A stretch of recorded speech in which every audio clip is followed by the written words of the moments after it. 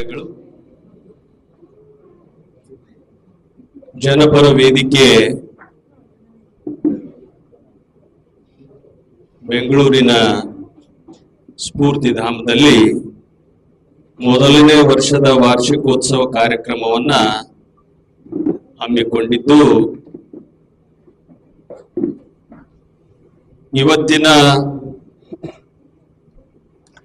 ಕಾರ್ಯಕ್ರಮದಲ್ಲಿ ಅಧ್ಯಕ್ಷತೆಯನ್ನ ವಹಿಸಿಕೊಂಡಿರ್ತಕ್ಕಂಥ ಈ ಒಂದು ಜನಪರ ವೇದಿಕೆ ನಿರಂತರವಾಗಿ 1 ವರ್ಷಗಳವರೆಗೆ ವಿಚಾರಗಳನ್ನ ಹೇಳುವ ಕಾರ್ಯಕ್ರಮ ಮಾಡುವಲ್ಲಿ ಪ್ರಮುಖ ಪಾತ್ರವನ್ನ ವಹಿಸಿರ್ತಕ್ಕಂಥ ಇಂದಿನ ಅಧ್ಯಕ್ಷ ಸ್ಥಾನವನ್ನು ವಹಿಸಿಕೊಂಡಿರ್ತಕ್ಕಂಥ ಶಿವಪ್ರಸಾದ್ ಸರ್ ಅವರೇ, ಹಾಗೂ ವೇದಿಕೆ ಮೇಲೆ ಉಪಸ್ಥಿತರಿರುವ ಎಲ್ಲ ಬೌದ್ಧ ಉಪಾಸಕರೇ, ಎದುರುಗಡೆ ಕುಳಿತಿರ್ತಕ್ಕಂಥ ಉಪಾಸಕ ಉಪಾಸಕಿಯರೇ, ನಾನು ಮಾತನಾಡುವುದಕ್ಕಿಂತ ಮುಂಚೆ ಜನಪರ ವೇದಿಕೆ ಎಂತ ಅದ್ಭುತವಾಗಿರ್ತಕ್ಕಂಥ ಕಾರ್ಯಕ್ರಮವನ್ನ ಮಾಡ್ತಾ ಇದೆ ಅಂದ್ರೆ, ಬಾಬಾ ಸಾಹೇಬರು ಒಂದ್ ಕಡೆ ಮಾತು ಹೇಳ್ತಾರೆ, ಯಾವ ರೀತಿ ವ್ಯಕ್ತಿ ಸತ್ತ ನಂತರ ಅವನ ಅಸ್ತಿತ್ವ ಇರೋದಿಲ್ವೋ ಅದೇ ರೀತಿಯಾಗಿ ವಿಚಾರಗಳು ಸಹ ಸತ್ತು ಹೋಗ್ತವೆ, ಒಂದು ವೇಳೆ ಅವುಗಳಿಗೆ ಪ್ರಚಾರ ಸಿಗದೇ ಇದ್ರೆ. ಹಾಗಾಗಿ ಜನಪರ ವೇದಿಕೆ ಡಾಕ್ಟರ್ ಬಾಬಾ ಸಾಹೇಬ್ ಅಂಬೇಡ್ಕರ್ ಅವರ ವಿಚಾರಗಳನ್ನ, ಬುದ್ಧರ ವಿಚಾರಗಳನ್ನ ನಮ್ಮಲ್ಲಿ ಜೀವಂತವಾಗಿ ಇಡುವುದಕ್ಕಾಗಿ ಪ್ರಾಮಾಣಿಕ ಪ್ರಯತ್ನ ಮಾಡ್ತಾ ಇರೋದು, ಸಮಾಜಕ್ಕೆ ಅರಿವನ್ನು ಮೂಡಿಸೋದಕ್ಕಾಗಿ ನಾವು ಯಾರು ಇಲ್ಲಿಯವರೆಗೆ ಏಕೆ ಹೀಗೆ ಬದುಕಿದ್ದೇವೆ ಅನ್ನುವ ಅರಿವನ್ನ ಮೂಡಿಸೋ ಬಹಳ ಮಹತ್ವಪೂರ್ಣವಾಗಿರ್ತಕ್ಕಂಥ ಕಾರ್ಯ ಮಾಡ್ತಾ ಬಂದಿದೆ. ಮುಂಬರುವ ದಿನಗಳಲ್ಲೂ ಸಹ ಈ ಕಾರ್ಯ ನಿರಂತರವಾಗಿ ಮುಂದುವರಿಯುತ್ತದೆ ಅನ್ನೋದಕ್ಕೆ ಇವತ್ತು 1 ವರ್ಷದ ವಾರ್ಷಿಕೋತ್ಸವದಲ್ಲಿ ನಾವು ನೀವೆಲ್ಲರೂ ಏನು ಸೇರಿಕೊಂಡಿದ್ದೇವೆ ಅದು ಈ ಮಾತಿನ ಒಂದು ಖಾತ್ರಿಯಾಗಿದೆ ಅಂತ ನಾನು ಭಾವಿಸಿದ್ದೇನೆ. ಅದರಲ್ಲಿ ವಿಶೇಷವಾಗಿ ಈ ಕಾರ್ಯಕ್ರಮದಲ್ಲಿ ಅನೇಕರು ಕೊಟ್ಟ ವಿಷಯಗಳ ಮೇಲೆ ತಮ್ಮ ಮಾತುಗಳನ್ನ ಪ್ರಸ್ತುತಪಡಿಸ್ತಾ ಇರ್ತಾರೆ, ವಿಚಾರಗಳು ಪ್ರಚಾರ ಆಗ್ತವೆ, ಹೇಳುವವರು ಕೇಳುವವರು ಈ ಆನ್ಲೈನ್ ಕಾರ್ಯಕ್ರಮದಲ್ಲಿ ನಾವು ಬರ್ತಾ ಇರ್ತೀವಿ. ಆದ್ರೆ ಇದನ್ನ ನಿರಂತರವಾಗಿ ನಡೆಸಿಕೊಂಡು ಹೋಗೋ ಜವಾಬ್ದಾರಿ ಹೊತ್ತಿರ್ತಕ್ಕಂಥ ನಮ್ಮ ಶಿವಪ್ರಸಾದ್ ಸರ್ ಆಗಿರ್ಬೋದು, ಸುಭಾಷ್ ಚಂದ್ರ ಸರ್ ಆಗಿರ್ಬೋದು, ಡಾಕ್ಟರ್ ನಾಗೇಶ್ ಮೌರ್ಯ ಆಗಿರ್ಬೋದು, ನಮ್ಮ ಚಿಕ್ಕಣ್ಣ ಸರ್ ಆಗಿರ್ಬೋದು, ಮತ್ತೆ ಮಹಾದೇವಯ್ಯ ಸರ್ ಆಗಿರ್ಬೋದು, ಮತ್ತೆ ಅನೇಕರು ಇದನ್ನ ನಮ್ಮ ಜೀವನದ ಪ್ರಮುಖ ಉದ್ದೇಶ ಅಂತ ಇಟ್ಕೊಂಡು ಬಹಳ ಬದ್ಧತೆಯಿಂದ ಏನ್ ಮಾಡ್ತಾ ಇದ್ದಾರಲ್ಲ, ಇದು ಬಾಬಾ ಸಾಹೇಬ್ರು ಹೇಳಿರ್ತಕ್ಕಂಥ ತಿರುಗಿ ಸಮಾಜಕ್ಕೆ ಏನಾದ್ರೂ ಕೊಡು ಅನ್ನೋದನ್ನ ಅವರು ಮಾಡ್ತಾ ಇರೋದು ನಮಗೆ ಸ್ಫೂರ್ತಿ ಆಗ್ಬೇಕು. ಹಾಗಾಗಿ ಈ ಸಂದರ್ಭದಲ್ಲಿ ಅವರಲ್ಲದೆ ಯಾರ್ಯಾರೆಲ್ಲ ಇದರಲ್ಲಿ ಸಕ್ರಿಯವಾಗಿ ತೊಡಗಿಸಿಕೊಂಡಿದ್ದೀರಿ ಅವರೆಲ್ಲರಿಗೆ ವಿಶೇಷವಾಗಿ ಮತ್ತೆ ಮೇಡಮ್ ಅವರು, ಆಯುಷ್ಮತಿ ಚೂಡಾಮಣಿಯವರು ತುಂಬಾ ಮುಂಚೂಣಿಯಲ್ಲಿ ಇದ್ದುಕೊಂಡು ಈ ಕೆಲಸವನ್ನ ಮಾಡ್ತಾ ಇದ್ದಾರೆ. ಹಾಗಾಗಿ ಅವರೆಲ್ಲರಿಗೆ ನಾನು ಮತ್ತೊಮ್ಮೆ ಹೃದಯಾಂತರಾಳದಿಂದ ಭೀಮ ವಂದನೆಗಳನ್ನ ಸಲ್ಲಿಸ್ತೇನೆ. ಮುಂದುವರೆದು ನನಗೆ ಇವತ್ತು ಮಾತನಾಡಲಿಕ್ಕೆ ಕೊಟ್ಟಿರ್ತಕ್ಕಂಥ ವಿಷಯ ಡಾಕ್ಟರ್ ಬಾಬಾ ಸಾಹೇಬರು ತೋರಿದ ಬುದ್ಧ ಮಾರ್ಗ ಅಂತ. ನಾನು ಇಲ್ಲಿಯವರೆಗೆ ನಮ್ಮ ಡಾಕ್ಟರ್ ಸುರೇಶ್ ಗೌತಮ್ ಅವ್ರ ಮಾತು ಕೇಳ್ತಾ ಕೂತೆ. ಸುಮಾರು 1.5 ಗಂಟೆ ಕಾಲ ಅವ್ರು ಮಾತನಾಡಿದ್ದಾರೆ. ಎಲ್ಲಾ ವಿಷಯಗಳು ಅವರು ಹೇಳಿಬಿಟ್ಟಿದ್ದಾರೆ. ಅದರಲ್ಲಿ ಪ್ರಮುಖವಾಗಿ ನಾನ್ ತಿಳ್ಕೊಂಡದ್ದೇನು ಅಂತಂದ್ರೆ, ಅವರು ನಮ್ಮಲ್ಲಿ ಅರಿವನ್ನ ಮೂಡಿಸಿದ್ದಾರೆ. ಒಂದು ವೇಳೆ ಅರಿವು ಮೂಡ್ತು ಅಂತಂದ್ರೆ ನಾವು ದಾರಿ ಬಿಡುವುದಿಲ್ಲ ಅನ್ನೋ ಅನುಭವ ನನ್ನದು. ಅರಿವು ಇರದೇ ಇರುವಾಗ ನಮ್ಮಿಂದ ತಪ್ಪುಗಳಾಗ್ತವೆ. ನಾವು ಯಾರು ಸಿಂಧು ನಾಗರಿಕತೆ ಸಂಸ್ಕೃತಿಯಿಂದ ಹಿಡ್ಕೊಂಡು ಇಲ್ಲಿಯವರೆಗೆ ನಾವು ಯಾರಾಗಿದ್ದೀವಿ, ಯಾಕೆ ಇವತ್ತು ನಮ್ಮ ಸ್ಥಿತಿ ಹೀಗೆ ಇದೆ ಅನ್ನೋದನ್ನ ಎಳೆ ಎಳೆಯಾಗಿ ಬಹಳ ವಿವರಪೂರ್ಣವಾಗಿ ಅವರು ತಮ್ಮ ವಿಚಾರಗಳನ್ನ ಅಲ್ಲಿ ಹೇಳಿದ್ದಾರೆ. ಅಂತಿಮವಾಗಿ ಅವರು ಹೇಳಿರುವುದು, ನಾವು ಬೌದ್ಧರು, ನಮ್ಮ ಮನೆ ಈ ಮನೆ. ಹಾಗಾದ್ರೆ ನಮ್ಮ ಮನೆ ಈ ಮನೆ ಆದ್ಮೇಲೆ ನಮ್ಮ ಮನೆಗೆ ನಾವು ತಿರುಗಿ ಬರ್ಬೇಕಲ್ಲ. ಇನ್ನೊಬ್ಬರ ಮನೆಯಲ್ಲಿ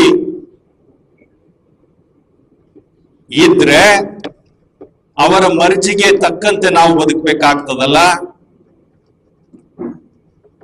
ಅದಕ್ಕಾಗಿ ನಾವು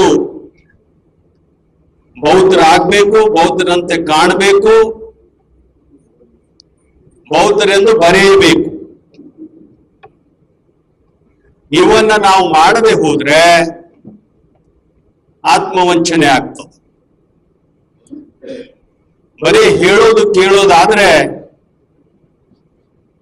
ಜನಪರ ವೇದಿಕೆ ಮಾಡೋ ಕೆಲಸಕ್ಕೆ ಒಳ್ಳೆ ಫಲಿತಾಂಶ ಸಿಗ್ತಾ ಇಲ್ಲ ಅನ್ನೋದನ್ನ ನಾವು ಒಪ್ಪಿಕೊಳ್ಬೇಕಾಗ್ತದೆ.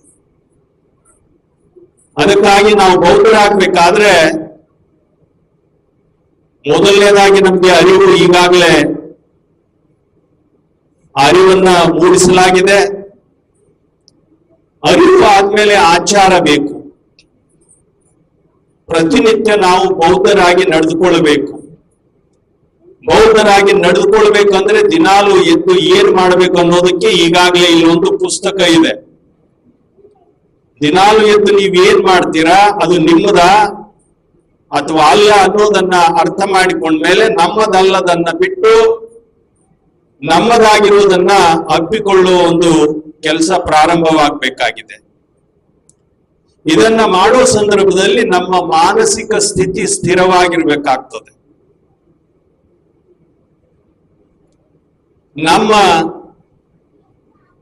ನಮ್ಮಲ್ಲಿ ದೃಢ ಸಂಕಲ್ಪ ಇರಬೇಕಾಗ್ತದೆ. ಈ 4 ಮಾತುಗಳು ನಾವು ನಮ್ಮ ಜೀವನದಲ್ಲಿ ಚಾಚೂ ತಪ್ಪದೆ ಮಾಡಿಕೊಂಡು ಹೋದ್ರೆ ನಾವು ಕ್ರಮೇಣವಾಗಿ ಒಮ್ಮೆ ಅಲ್ಲದೆ ಇದ್ರು, ಒಂದೇ ಸಲಕ್ಕೆ ಅಲ್ಲದೆ ಇದ್ರು ಕ್ರಮೇಣವಾಗಿ ನಾವು ಬೌದ್ಧರಾಗ್ತೇವೆ. ಬೌದ್ಧರಾಗೋದ್ರಿಂದ ಏನಾಗ್ತದೆ, ಏನಾದ್ರೂ ಬಹಳ ದೊಡ್ಡ ಪರಿವರ್ತನೆ ಆಗ್ತದೇನು ನಮ್ಮ ಭೌತಿಕ ಜೀವನದಲ್ಲಿ ಅಂತ ನಿಮ್ಗೆ ಯೋಚನೆ ಬರಬಹುದು. ಬಹುಶಃ ತಕ್ಷಣದಲ್ಲಿ ಅದು ಆಗ್ಲಿಕ್ಕಿಲ್ಲ, ಆದ್ರೆ ಕ್ರಮೇಣವಾಗಿ ಅಲ್ಲೂ ಸಹ ಬದಲಾವಣೆ ಆಗ್ತದೆ. ಅದು ಕಪೋಲ ಕಲ್ಪಿತವಾಗಿರ್ತಕ್ಕಂಥದ್ದಲ್ಲ, ಅದು ನಿಮ್ಮ ಅನುಭವಕ್ಕೆ ಬರ್ತದೆ. ಯಾಕೆ ಈ ಮಾತನ್ನ ಹೇಳ್ತಾ ಇದ್ದೀನಿ ಅಂತಂದ್ರೆ ನನ್ನ ಅನುಭವಕ್ಕೆ ಬಂದಿದೆ. ನಾನು ಹುಟ್ಟಿದಾಗಿನಿಂದ ಬೌದ್ಧ. ನನಗೆ ದೇವರ ಭಯ ಇಲ್ಲ. ನಾನು ತಿಥಿ ಪಂಚಾಂಗಗಳನ್ನ ನೋಡೋದಿಲ್ಲ. ನನ್ನ ಮನೆಯ ಕಾರ್ಯಕ್ರಮಗಳು ನಾನು ನಿರ್ಧಾರ ಮಾಡ್ತೇನೆ.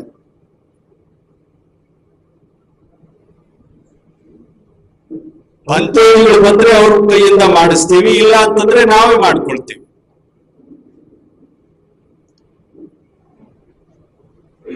ಬುದ್ಧ ನಮ್ಮನ್ನ ಭಯಮುಕ್ತನನ್ನಾಗಿ ಮಾಡ್ತಾರೆ.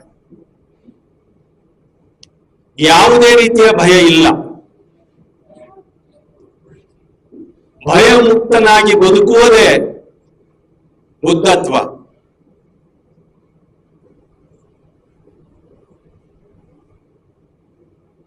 ಇಲ್ಲಿಯವರೆಗೆ ನಮಗೆ ಭಯವನ್ನ ಹುಟ್ಟಿಸಲಾಗಿದೆ. ಒಳ್ಳೆ ದಿನ ಕೆಟ್ಟ ದಿನದ ಹೆಸರಿನಲ್ಲಿ, ಒಳ್ಳೆ ಗಳಿಗೆ ಕೆಟ್ಟ ಗಳಿಗೆ ಹೆಸರಿನಲ್ಲಿ, ಆ ವಾರ ಈ ವಾರದ ಹೆಸರಿನಲ್ಲಿ, ಆ ದೇವರು ಈ ದೇವರ ಹೆಸರಿನಲ್ಲಿ ನಮಗೆ ಭಯದಲ್ಲಿ ಇಡಲಾಗಿದೆ. ಆ ಭಯದ ಕಾರಣದಿಂದ ಏನೆಲ್ಲ ಆಗ್ತದೆ ನಮ್ಗೆ ಅಂದ್ರೆ ಸದಾ ಸಂಶಯ ಕಾಡ್ತಿರ್ತದೆ. ಆ ಸಂಶಯವೇ ನಮಗೆ ಇಲ್ಲ ಸಲ್ಲದ ಕೆಲಸಗಳನ್ನ ಮಾಡಿಸ್ತದೆ. ಅದರಲ್ಲಿ ನಾವು ಗಳಿಕೆ ಮಾಡಿರ್ತಕ್ಕಂಥ ಹಣ ವ್ಯಯ ಆಗ್ತದೆ. ನಾನು ಬಹಳ ಫಿಲಾಸಫಿಕಲ್ ಆಗಿ ಮಾತನಾಡ್ತಾ ಇಲ್ಲ. ನಮ್ಮ ಜೊತೆಗೆ ದಿನನಿತ್ಯ ಘಟಿಸ್ತಕ್ಕಂಥ ವಿಚಾರಗಳನ್ನೇ ತಮ್ಮ ಜೊತೆಗೆ ಹಂಚಿಕೊಳ್ತಾ ಇದ್ದೀನಿ. ಅದಕ್ಕೆ ಬಾಬಾ ಸಾಹೇಬ್ ನಮ್ಗೆ ಧಮ್ಮ ಯಾಕೆ ಕೊಟ್ರು ಅನ್ನೋದಕ್ಕೆ ಒಂದು ಲಾ ಕಾಲೇಜ್ ಇತ್ತು. ಲಾ ಕಾಲೇಜ್ನಲ್ಲಿ ಪ್ರೊಫೆಸರ್ ಅವರು ಪಾಠ ಹೇಳ್ತಾ ಇದ್ರು. ಆ ಸಂದರ್ಭದಲ್ಲಿ 1 ನಿಮಿಷ ತಡವಾಗಿ ಓರ್ವ ವಿದ್ಯಾರ್ಥಿನಿ ಒಳಗಡೆ ಎಂಟ್ರಿ ಮಾಡ್ತಾಳೆ. ಒಂದು ಸೀಟ್ನಲ್ಲಿ ಕೂತ್ಕೊಳ್ತಾಳೆ. ಆವಾಗ ಆ ಪ್ರೊಫೆಸರು ಆ ವಿದ್ಯಾರ್ಥಿಯನ್ನ ನಿಲ್ಲುವಂತೆ ಆದೇಶ ಮಾಡಿ, you should go out of my class, I don't want to see you again in my class ಅಂತ ಅವಳಿಗೆ ಆದೇಶ ಮಾಡ್ತಾರೆ. ನೀನು ನನ್ನ ಕ್ಲಾಸಿನಲ್ಲಿ ಬರೋ ಹಾಗೆ ಇಲ್ಲ, ನಿನ್ನ ಮುಖ ಇನ್ನೊಂದ್ಸಲ ನನ್ನ ಕ್ಲಾಸಿನಲ್ಲಿ ನಾನು ನೋಡ್ಲಿಕ್ಕೆ ಇಷ್ಟಪಡೋದಿಲ್ಲ, ಹೊರಗಡೆ ಹೋಗ್ಬೇಕು ಅಂತ ಪ್ರೊಫೆಸರ್ ಆ ವಿದ್ಯಾರ್ಥಿನ ಹೇಳಿದಾಗ ವಿದ್ಯಾರ್ಥಿನಿ ಹೊರಗಡೆ ಹೋಗ್ಬಿಡ್ತಾಳೆ.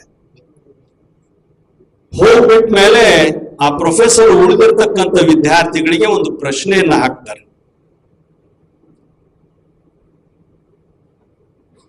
ಯಾವುದೇ ದೇಶದಲ್ಲಿ ಕಾನೂನುಗಳು ಯಾಕಿರ್ತವೆ ಅಂತ ಕೇಳ್ತಾರೆ.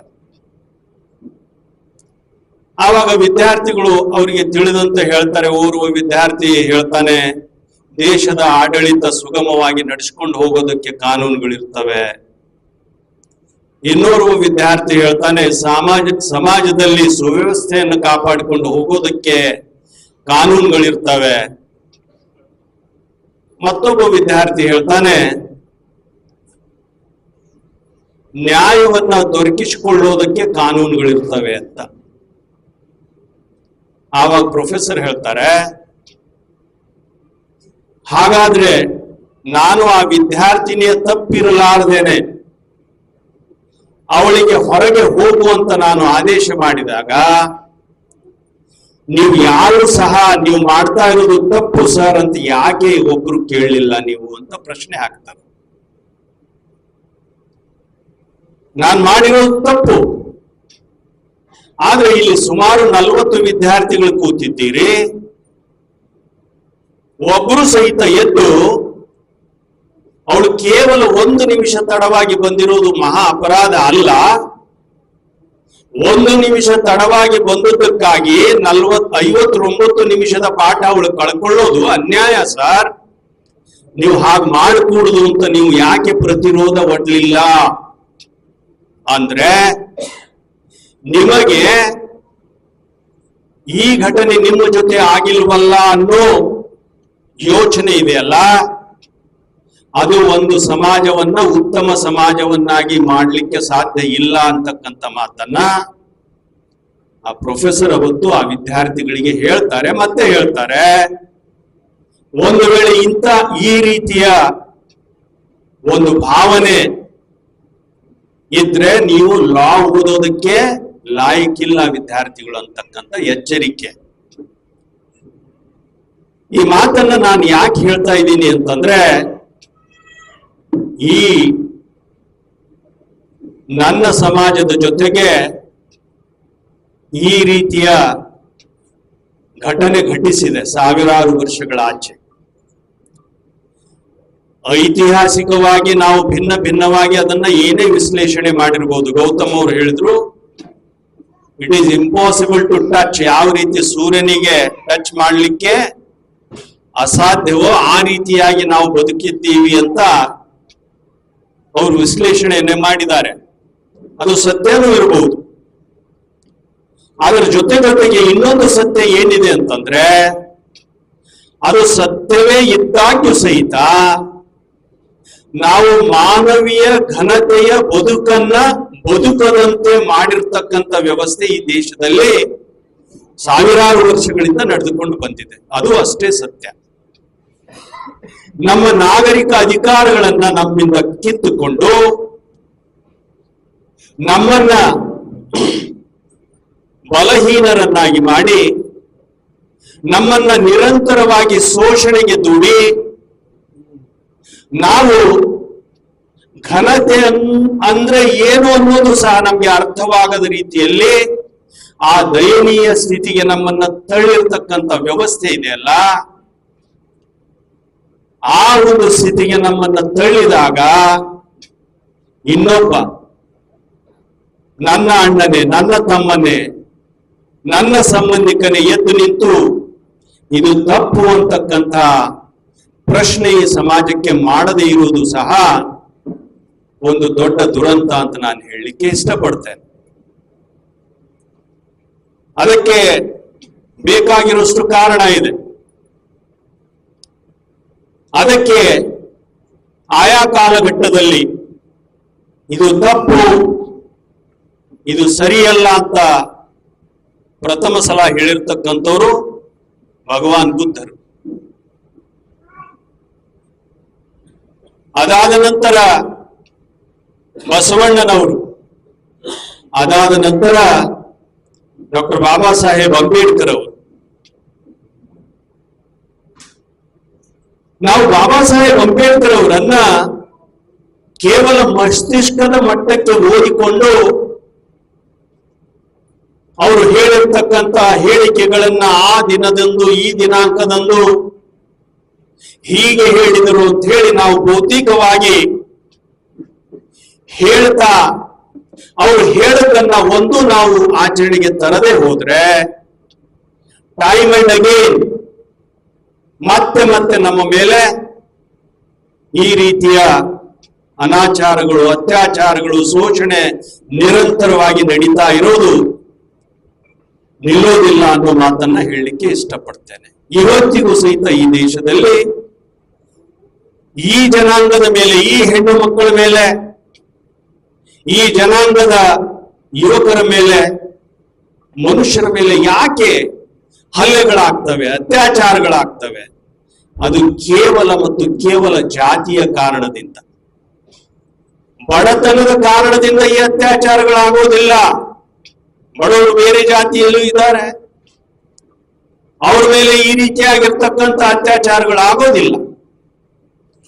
ಆದ್ರೆ ಈ ಜನಾಂಗದ ಮೇಲೆ ಯಾಕಾಗ್ತದೆ ಅಂತಂದ್ರೆ, ಅಂತ ಭಾವನೆಗಳನ್ನ ಬೇಕಂತಲೇ ಧರ್ಮದ ಹೆಸರಿನಲ್ಲಿ ಬಿತ್ತಲಾಗಿದೆ. ಅವು ಎಷ್ಟು ಗಟ್ಟಿಯಾಗಿ ಆ ಬೇರುಗಳು ಆ ಮನಸ್ಸಿನಲ್ಲಿ ಕೂತು ಬಿಟ್ಟಿವೆ ಅಂತಂದ್ರೆ, ಇವರನ್ನ ಕಂಡರೆ ದ್ವೇಷ, ಇವರು ಪ್ರಗತಿಯಾಗ ಕೂಡದು. ಸರ್ ಹೇಳಿದ್ರಲ್ಲ, ನೀವು ನಮ್ಮ ಮಾಲೀಕರಾಗಿಯೇ ಮುಂದುವರಿಲಿಕ್ಕೆ ಇಷ್ಟಪಡಬಹುದು, ಆದ್ರೆ ನಿಮ್ಮ ಗುಲಾಮರಾಗಿ ಮುಂದುವರಿಯುವ ಇಚ್ಛೆ ನಮ್ಗಿರ್ಬೇಕಲ್ಲ. ಬೇಲ್ಚಿಯಲ್ಲಿ 1970ರ ದಶಕದಲ್ಲಿ ನೂರಾರು ಅಸ್ಪೃಶ್ಯರನ್ನ ಭೂಮಾಲೀಕರು ಕೊಲೆ ಮಾಡ್ತಾರೆ ಬಿಹಾರದಲ್ಲಿ. ಯಾವ ಕಾರಣಕ್ಕಾಗಿ ಗೊತ್ತಾ? ಕೇವಲ 50 ಪೈಸೆ ಕೂಲಿಯಲ್ಲಿ ಜಾಸ್ತಿ ಮಾಡಿ ಅಂತ ಕೇಳಿದ್ದಕ್ಕಾಗಿ. ನಾವು ನಿಮ್ಮ ಹೊಲಗದ್ದೆಗಳಲ್ಲಿ ನಾವು ಕೆಲಸ ಮಾಡಿದ್ದೀವಿ, ನೀವು ಕೊಡೋ ಕೂಲಿ ಸಾಕಾಗ್ತಾ ಇಲ್ಲ, ನಾವು ಮುಂಜಾನೆ 7ರಿಂದ ರಾತ್ರಿ 7 ತನಕ ಮೈ ಮುರಿದು ಕೆಲಸ ಮಾಡ್ತೀವಿ, ನಮ್ಮ ಮೇಲೆ ಮೈ ಮೇಲೆ ಬಟ್ಟೆ ಇಲ್ಲ, ಬಟ್ಟೆಗಾಗಿ ನಿಮ್ ಹತ್ರ ನಾವು ಕೂಲಿ ಜಾಸ್ತಿ ಮಾಡಿ ಅಂತ ಕೇಳ್ತಾ ಇಲ್ಲ, ಕೇವಲ ಹೊಟ್ಟೆಗಾಗಿ ಕೇಳ್ತಾ ಇದ್ದೇವೆ. ನಾವು ನಮ್ಮ ಹೊಟ್ಟೆ ತುಂಬ್ತಾ ಇಲ್ಲ, ಆ ಹೊಟ್ಟೆ ತುಂಬಿಸಿಕೊಳ್ಳುವುದಕ್ಕಾಗಿ 50 ಪೈಸೆ ಜಾಸ್ತಿ ಮಾಡಿ ಅಂತ ಕೇಳಿದಾಗ ಬೇಲ್ಚಿಯಲ್ಲಿ 100 ಕುಟುಂಬಗಳನ್ನ ಆಡು ಹಗಲೇ ಸುಟ್ಟು ಕೊಲೆ ಮಾಡಲಾಗ್ತದೆ. ಯಾಕೆ? ಹಾಗಾದ್ರೆ 70ರ ದಶಕದಲ್ಲಿ ಆಗಿರ್ತಕ್ಕಂಥ ಘಟನೆಗಳಿಗೆ ಇವತ್ತು ಆಗ್ತಾ ಇಲ್ವಾ? ಯಾವುದೋ ದೇವರ ಗೆಜ್ಜೆ ಕೋಲು ಹಿಡಿದ ಅಂತ ಹೇಳಿ ಇಲ್ಲಿ ಮೊನ್ನೆ ಅನ್ಯಾಯ ಆಗ್ಲಿಲ್ವಾ? ಕೊಪ್ಪಳ ಜಿಲ್ಲೆಯಲ್ಲಿ ಆ ಮಗು ಗೊತ್ತಿಲ್ಲ ಮಂದಿರದಲ್ಲಿ ಹೋಗಿದೆ ಅಂತ ಹೇಳಿ ಆ ಕುಟುಂಬಕ್ಕೆ 40,000 ರೂಪಾಯಿ ದಂಡ ಹಾಕ್ಲಿಲ್ವಾ? ಕ್ಷೌರ ಮಾಡು ನಂತರದಲ್ಲಿ ನಾನು ಹಣ ಕೊಡ್ತೇನೆ ಅಂತ ಹೇಳಿದಾಗ ಕತ್ತರಿಯಿಂದ ಹೊಟ್ಟೆಯಲ್ಲಿ ಚುಚ್ಚಿ ಕೊಲೆ ಮಾಡಲಿಲ್ವಾ? ಯಾಕೆ ಅಂತ ಕೇಳಿದಾಗ ಅದು ಕೇವಲ ಜಾತಿಯ ಕಾರಣಕ್ಕಾಗಿ ಅನ್ನೋ ಸತ್ಯ ಅರ್ಥ ಮಾಡಿಕೊಳ್ಳೋದಕ್ಕಾಗಿ ಬಹಳ ದೊಡ್ಡ ಅಧ್ಯಯನ ಏನ್ ಬೇಕಾಗಿಲ್ಲ. ಅದಕ್ಕಾಗಿ ಬಾಬಾ ಸಾಹೇಬರು ಅವರು ಕಂಡುಕೊಂಡ ನೋವು, ಯಾತನೆ, ಅಪಮಾನ ಎಲ್ರಿಗೂ ಗೊತ್ತಿದೆ, ಎಲ್ರು ಓದ್ಕೊಂಡವ್ರೆ. ಅದಕ್ಕೆ 1956 15ನೇ ಅಕ್ಟೋಬರ್ಗೆ ಬಾಬಾ ಸಾಹೇಬರು ನಾಗ್ಪುರದಲ್ಲಿ ಭಾಷಣ ಮಾಡ್ತಾರೆ. ಆ ಭಾಷಣದಲ್ಲಿ ಒಂದು ಮಾತು ಹೇಳ್ತಾರೆ, ಇವತ್ತು 1935ರಲ್ಲಿ ನಾನು ಏರ್ಲಾನಲ್ಲಿ ಹಿಂದುವಾಗಿ ಹುಟ್ಟಿದ್ದೆ, ಅದು ನನ್ನ ಕೈಯಲ್ಲಿರಲಿಲ್ಲ, ಆದ್ರೆ ಹಿಂದುವಾಗಿ ಸಾಯಲಾರೆ ಅಂತ ಏನು ಘೋಷಣೆ ಮಾಡಿದ್ದೆ ಅದನ್ನ ಇವತ್ತು ಪೂರ್ಣಗೊಳಿಸಿದ್ದೇನೆ. ನಾನು ಇವತ್ತು ಬೌದ್ಧನಾಗಿದ್ದೇನೆ. ಇವತ್ತು ನನಗೆ ಹೆಂಗ ಅನಿಸ್ತಾ ಇದೆ ಅಂತಂದ್ರೆ ತುಂಬಾ ಖುಷಿಯಾಗಿದೆ, ನನಗೆ ರೋಮಾಂಚನಗೊಂಡಿದ್ದೇನೆ. I am so happy, I am so elated, I feel like I am liberated ಅಂತಾರೆ. ನನಗೆ ಹೆಂಗ ಅನಿಸ್ತಾ ಇದೆ ಅಂತಂದ್ರೆ ನಾನು ಸ್ವತಂತ್ರವಾಗಿದ್ದೇನೆ ಅಂತಕ್ಕಂಥ ಭಾವನೆ ನನ್ನಲ್ಲಿದೆ. ಬಾಬಾ ಸಾಹೇಬ್ರ ಈ ಮಾತುಗಳು ನಮ್ಗೆ ತಟ್ಟೋದಿಲ್ವಾ? ಅವರಿಗೆ ಹಂಗ ಅನಿಸ್ಬೇಕಾದ್ರೆ ನಮಗೆ ಯಾವಾಗ ಹಾಗನ್ನಿಸ್ಬೇಕು? ನಮಗೂ ಅನಿಸ್ಬೇಕಲ್ಲ.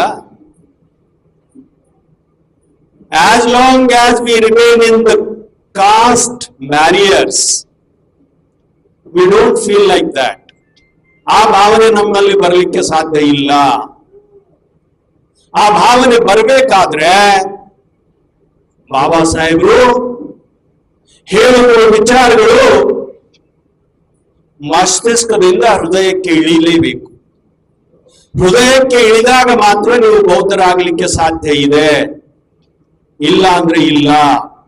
ನೀವು ಹೃದಯದಿಂದ ಬಾಬಾ ಸಾಹೇಬರನ್ನ ಅಪ್ಪಿಕೊಳ್ಳಬೇಕು, ಬುದ್ಧರನ್ನ ಅಪ್ಪಿಕೊಳ್ಳಬೇಕು. ಸಣ್ಣ ಸಣ್ಣ ಕಾರಣಗಳಿಗಾಗಿ ನಾವು ಬೌದ್ಧರಾಗೋದಿಲ್ಲ ಅನ್ನೋದಕ್ಕೆ ಪುರಾವೆಯನ್ನ ಹೇಳ್ತಕ್ಕಂಥ ಮನಸ್ಥಿತಿಯಿಂದ ನಾವು ಹೊರಗೆ ಬರಬೇಕು. ಸಣ್ಣ ಸಣ್ಣ ಕಾರಣಗಳನ್ನ ಹೇಳ್ತೇವೆ ನಾವು, ಯಾಕೆ ಬೌದ್ಧರಾಗ್ಲಿಕ್ಕೆ ಆಗ್ತಾ ಇಲ್ಲ ನಮ್ಗೆ ಅಂತ. ಏನಪ್ಪ ಸಣ್ಣ ಕಾರಣ ಅಂದ್ರೆ, ಮನೆಯಲ್ಲಿ ಹಿರಿಯರು ಅವರಿಗೂ ಗೌರವ ಕೊಡ್ಬೇಕಲ್ಲ. ಅರೇಪ್ಪ, ನಿಮ್ಮ ಹಿರಿಯರಿಗೆ ಗೌರವನ ಪದನೇ ಗೊತ್ತಿರ್ಲಿಲ್ಲ, ನಿಮಗ್ ಗೊತ್ತಾಗಿದೆ ಗೌರವನು.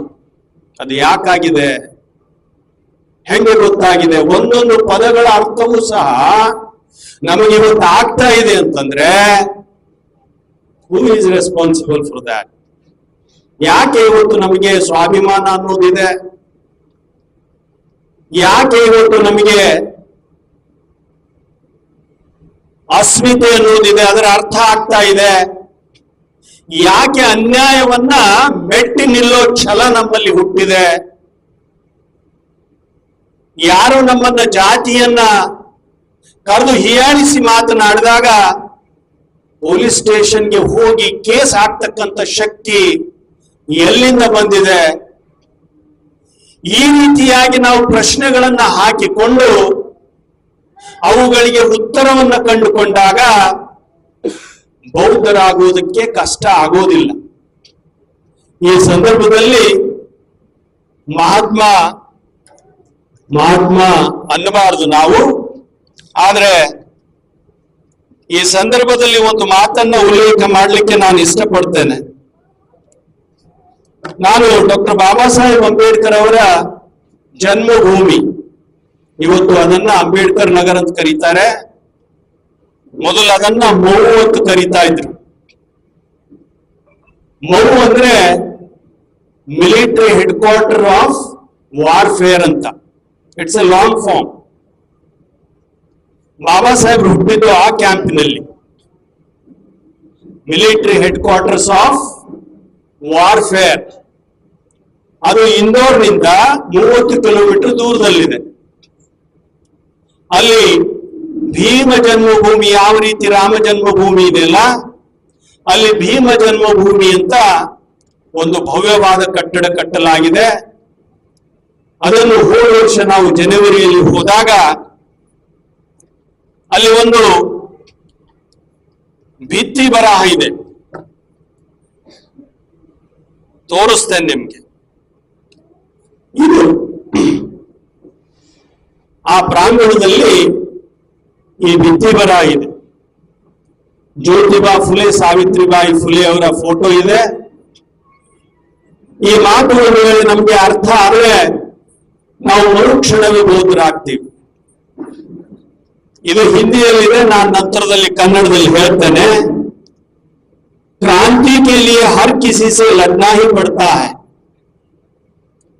चाहे पिता हो, भाई हो, पड़ोसी हो या शत्रु हो. बिना संघर्ष के ना कोई परिवर्तन हुआ है और ना होगा. ಯಾರಿಗೆ ತಿಳಿದಿದೆ ಓಕೆ. ಅಂದ್ರೆ ಕ್ರಾಂತಿಯನ್ನ ಮಾಡಬೇಕಾದ್ರೆ ಪ್ರತಿಯೊಬ್ಬರ ಜೊತೆ ನಾವು ಜಗಳವನ್ನ ಮಾಡಬೇಕಾಗ್ತದೆ. ಲಡನಾ ಹಿ ಪಡ್ತಾ, ಅವ್ರ ಜೊತೆ ಜಗಳಕ್ಕೆ ನಿಲ್ಬೇಕಾಗ್ತದೆ. ಅವರು ತಂದೆಯೇ ಆಗಿರಲಿ, ತಮ್ಮನೇ ಆಗಿರಲಿ, ತಾಯಿನೇ ಆಗಿರಲಿ, ನೆರೆಹೊರೆಯವರೇ ಆಗಿರಲಿ, ಶತ್ರುನೇ ಆಗಿರಲಿ, ಸಂಘರ್ಷ ಮಾಡದ ಹೊರತು ಪರಿವರ್ತನೆ ಬರಲಿಕ್ಕೆ ಸಾಧ್ಯ ಇಲ್ಲ ಅಂತಕ್ಕಂಥ ಮಾತನ್ನ ನಾವು ಅರ್ಥ ಮಾಡಿಕೊಂಡು ನಮ್ಮ ಜೀವನದಲ್ಲಿ ಅಳವಡಿಸಿಕೊಳ್ಳದೆ ಹೋದರೆ ತಾಯಿ ಬೇಡ ಅಂತ ಬೌದ್ಧನಾಗೋದಿಲ್ಲ, ಹೆಂಡತಿ ಬೇಡ ಅಂತ ಹೇಳಿ ಬೌದ್ಧನಾಗೋದಿಲ್ಲ, ಇನ್ಯಾರು ನೆಂಟರು ಬೇಡ ಅಂತ ಹೇಳಿ ನಾವು ಬೌದ್ಧರಾಗೋದಿಲ್ಲ ಅಂತ ನೀವು ನೆಪಗಳನ್ನ ಹೇಳ್ತಾ ಹೋದ್ರೆ ಅದರಿಂದ ಬಾಬಾ ಸಾಹೇಬರಿಗೆ ಬುದ್ಧರಿಗೆ ಏನೂ ಆಗೋದಿಲ್ಲ. ಅವರಿಗೇನು ತೊಂದರೆ ಇಲ್ಲ. ತೊಂದರೆ ಏನಾದ್ರೂ ಇದ್ರೆ ಅದು ನಿಮಗೆ ಇದೆ. You have to suffer the ignominious life in your life, not only you, your future. ನಿಮ್ಮ ಮಕ್ಕಳು ಸಹ ಅದೇ ನೋವಿಗೆ ಗುರಿ ಆಗ್ಬೇಕಾಗ್ತದೆ, ಅದೇ ಅಪಮಾನಕ್ಕೆ ಗುರಿ ಆಗ್ಬೇಕಾಗ್ತದೆ. ಅದಕ್ಕೆ ಬಾಬಾ ಸಾಹೇಬರು ಅದೇ ಭಾಷಣದಲ್ಲಿ ಮುಂದುವರೆದು ಹೇಳ್ತಾರೆ. ಏನ್ ಹೇಳ್ತಾರೆ ಅಂತಂದ್ರೆ, ಸುಮಾರು 2 ಗಂಟೆಗಳ ಕಾಲದ ಭಾಷಣ ಇದೆ ಅದು. ನಾನು ರಿಪೀಟೆಡ್ಲಿ ಎಲ್ಲ ಕಡೆ ಹೇಳ್ತೇನೆ, ದಯಮಾಡಿ 15ನೇ ಅಕ್ಟೋಬರ್ನ ಬಾಬಾ ಸಾಹೇಬ್ರ ಭಾಷಣವನ್ನ ನೀವು ಗಮನವಿಟ್ಟು ಮನಸ್ಸಿಟ್ಟು ಓದಿದ ಮೇಲೆ ನಿಮ್ಮ ಮನಸ್ಥಿತಿ ಬದಲಾವಣೆ ಆಗ್ತದೆ. ಬಾಬಾ ಸಾಹೇಬರು ಕರೆ ಕೊಡ್ತಾರಲ್ಲ, ನೀವು ಜಾತಿ ವ್ಯವಸ್ಥೆಯನ್ನ ಬಿಟ್ಟು ಬೌದ್ಧರಾಗಿ ಅಂತ ಕರೆ ಕೊಟ್ಟಾಗ ಕೇಸರಿ ಪತ್ರಿಕೆಯಲ್ಲಿ ಒಂದು ಲೇಖನ ಬರ್ತದೆ. ಆ ಲೇಖನದಲ್ಲಿ ಏನು ಬರೆಯಲಾಗ್ತದೆ ಅಂತಂದ್ರೆ, ಅಂಬೇಡ್ಕರ್ ಅವರು ತನ್ನ ಜನರ ಮೇಲೆ ಅನ್ಯಾಯ ಮಾಡ್ತಾ ಇದ್ದಾರೆ. ಏನಪ್ಪ ಅನ್ಯಾಯ ಅಂದ್ರೆ, ಸತ್ತ ದನವನ್ನ ಊರಿನಿಂದ ಹೊರಗೆ ಹಾಕಿ ಆ ದನವನ್ನ ಕೊಯ್ದು ಅದರಿಂದ ಸಿಗ್ತಕ್ಕಂಥ ಮಾಂಸ, ಎಲುಬುಗಳು, ಕೊಂಬುಗಳು, ಅದರ ಚರ್ಮ ಇವನ್ನೆಲ್ಲ ಮಾರೋದ್ರಿಂದ ಒಂದು ಕುಟುಂಬಕ್ಕೆ 1 ವರ್ಷಕ್ಕೆ 500 ರೂಪಾಯಿ ಲಾಭ ಆಗ್ತದೆ. ಜೊತೆಗೆ ಅವರಿಗೆ ಮಾಂಸ ತಿನ್ನೋದಕ್ಕೆ, ಹೊಟ್ಟೆ ತುಂಬಿಕೊಳ್ಳೋದಕ್ಕೆ ಸಿಗ್ತದೆ. ಅಂಬೇಡ್ಕರು ಇದನ್ನೆಲ್ಲ ಬಿಡಿ, ಸತ್ತ ಮಾಂಸ ತಿನ್ನೋದನ್ನ ಬಿಟ್ಟು ಬಿಡಿ ಅಂತ ಹೇಳೋದ್ರ ಮುಖಾಂತರ ಸತ್ತ ದನಗಳನ್ನ ಊರಿನಿಂದ ಹೊರಗೆ ಹಾಕುವ ಕೆಲಸವನ್ನ ಬಿಟ್ಟು ಬಿಡಿ ಅಂತ ಹೇಳೋದ್ರ ಮುಖಾಂತರ ಅಂಬೇಡ್ಕರ್ ತನ್ನ ಜನರಿಗೆ ಮೋಸ ಮಾಡ್ತಾ ಇದ್ದಾರೆ ಅಂತಕ್ಕಂಥ ಲೇಖನ ಕೇಸರಿ ಪತ್ರಿಕೆಯಲ್ಲಿ ಬರ್ತದೆ. ಬಂದ ಮೇಲೆ ಒಂದು ಸಂದರ್ಭದಲ್ಲಿ ಡಾಕ್ಟರ್ ಬಾಬಾ ಸಾಹೇಬ್ ಅಂಬೇಡ್ಕರ್ ಅವರು ಇಂಥದ್ದೇ ಒಂದು ಜನಸಭೆಯನ್ನ ಉದ್ದೇಶಿಸಿ ಮಾತನಾಡೋದಕ್ಕೆ ಸಂಗಮೇರ್ ಅಂತಕ್ಕಂಥ ಸ್ಥಳಕ್ಕೆ ಹೋಗ್ತಾರೆ, ವಿದರ್ಭ ಕ್ಷೇತ್ರದಲ್ಲಿ, ನಾಗ್ಪುರ್ ಅಕ್ಕಪಕ್ಕದಲ್ಲಿ. ಆವಾಗ ಕೇಸರಿ ಪತ್ರಿಕೆಯ ಓರ್ವ ರಿಪೋರ್ಟರ್, ವರದಿಗಾರ ಬಂದು ಅವನು ಮತ್ತೆ ಕೇಳ್ತಾನೆ, ನೀವು ಕರೆ ಕೊಟ್ಟಿರೋದು ನಿಮ್ಮ ಸಮಾಜಕ್ಕೆ ಮಾಡ್ತಕ್ಕಂಥ ದ್ರೋಹ ಅಲ್ವಾ ಅಂದಾಗ ಬಾಬಾ ಸಾಹೇಬ್ರು ಅವರಿಗೆ ಅಲ್ಲೇ ಕೇಳ್ತಾರೆ, ನಿನಗೆ ಉತ್ತರ ಇಲ್ಲೇ ಕೊಡ್ಲೋ ಅಥವಾ ಇನ್ನೆಲ್ಲಿ ಕೊಡ್ಲಿ? ಇಲ್ಲ ಪರವಾಗಿಲ್ಲ, ಇಲ್ಲೇ ಕೊಡಿ. ಹೌದು, ಎಲ್ಲರ ಎದುರುಗಡೆ ಕೊಟ್ರೆ ಇನ್ನೂ ಒಳ್ಳೇದು. ಆವಾಗ ಬಾಬಾ ಸಾಹೇಬ್ರು ಹೇಳ್ತಾರೆ, ಹೌದಪ್ಪ, ನೀನ್ ಹೇಳ್ದೆ ನನ್ನ ಜನರು ಎಷ್ಟು ಸಂಪಾದನೆ ಮಾಡ್ತಾರೆ, ಸತ್ತದನ ಸುತ್ತಮುತ್ತ ಸಿಗ್ತಕ್ಕಂತ ಆರ್ಥಿಕ ವ್ಯವಸ್ಥೆಯಿಂದ ಅವರಿಗೆ 500 ಸಿಗ್ತದೆ. ನನ್ನ ಜನರ ಬಗ್ಗೆ ನಿನಗೆ ಯಾಕೆ ಇಷ್ಟು ಕಾಳಜಿ? ನಾನು ಘೋಷಣೆ ಮಾಡಿದ್ಮೇಲೆ ಯಾಕೆ ನಿನಗೆ ಕಾಳಜಿ ಬರ್ತಾ ಇದೆ? ಹೌದಾ, 500 ರೂಪಾಯಿ ಸಿಗ್ತದೆ ನನ್ನ ಕುಟುಂಬಕ್ಕೆ, ನನ್ನ ಸಮಾಜದ ಕುಟುಂಬಕ್ಕೆ, ನೀವೆಷ್ಟು ಜನ ಇದ್ದೀರಿ ಅಂತ ಆ ವ್ಯಕ್ತಿಗೆ ಮರು ಪ್ರಶ್ನೆ ಹಾಕ್ತಾರೆ.